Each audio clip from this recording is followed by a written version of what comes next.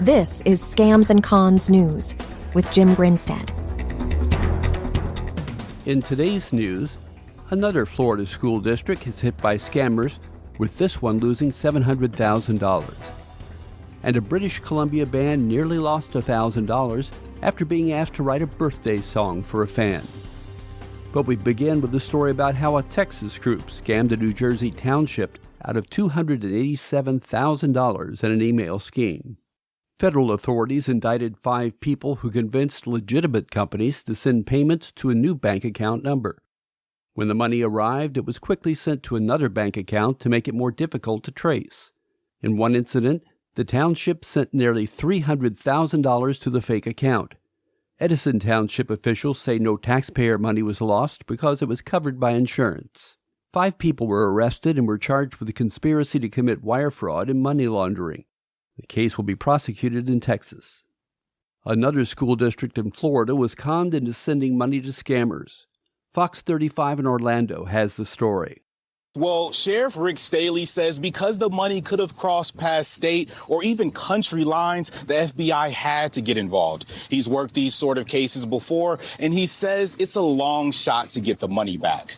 The sheriff says an employee with the Flagler County School District started working with a contractor to help with construction at Matanzas High School. Last month, they got an email requesting payment, so they sent it. Over $700,000 in a digital transfer. And on Monday, they heard from the contractor saying they never got the payment. The sheriff says sometimes a third party will send an email that allows them to intercept the money. He says that could be the case here. The FBI is teaming up with the sheriff's office to figure out where the money went. It's not good news to find out the airline you've been flying on has been unknowingly buying counterfeit engine parts. Business Insider says a routine inspection revealed that the parts workers were about to install did not match the paperwork they'd been given. Authorities said the scheme involved a London distributor called AOG Technics. The parts were for a CFM56 engine, and it's one of the most used engines in the world. It's produced by a French manufacturer called Safran, which co-produces the engine with General Electric in a joint venture called CFM International. The engine is used on Airbus and Boeing planes. An investigation found that thousands of parts were sold without an airworthiness certificate. Carriers included United, Southwest, Delta, and American, and all have since identified fraudulent parts on their passenger jets. American, Delta, and Southwest told Insider that a small number of aircraft contain the falsified parts, and each has been taken out of service for replacement. United confirmed the same in September after finding fake parts on its planes. This is Scams and Cons News. It's not even safe to watch TV anymore. Scammers have figured a way to make pop-ups appear on the screen of your smart TV. The Better Business Bureau told WTHI how it works. The scam works like this. You try to open a streaming service app on your TV, but a pop-up appears saying there's a problem with your account or device. It directs you to a phone number or website. The BBB says scammers will then try to get your personal information or install malware onto your TV. To avoid this con, double-check websites and phone numbers to make sure they are real. Also, never allow remote access to your television. If you get a phone call from someone you know who's in deep trouble or says they've been kidnapped, check it out before you panic. It could be a scammer using an AI voice to scare you into paying them money.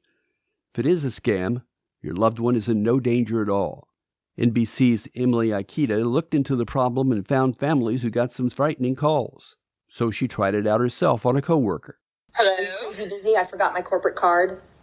Oh, no. Can I borrow yours real quick? I just need to pay for a few things. I'll get the receipts. It wasn't perfect. There were delays and some sentences sounded more genuine than others, but I gotta run out and get my wallet. It worked.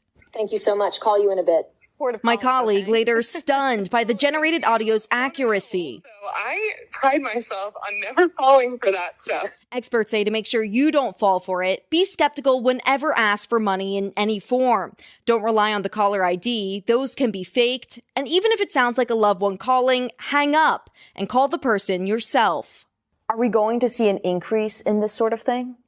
I believe we are. As attackers get more familiar with these technologies, what they can do with it, how to operate them, we are going to see an increase in scam attacks.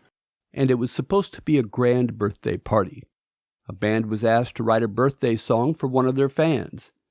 The band said it would do it for $300 and delivered the music. The woman who called herself Sandra said the song was so good they would pay $500 instead. Sandra said her secretary would take care of the deposit, but when the deposit arrived, it was for $1,500 instead of $500. Sandra called and said her secretary had made a mistake, and could they send the extra $1,000 back to her? They were about to do that, but decided to check out the business first. It became clear the business didn't exist, so they called the bank and stopped the transfer. The band was out the promised $500, but it saved themselves from sending $1,000 to a scammer.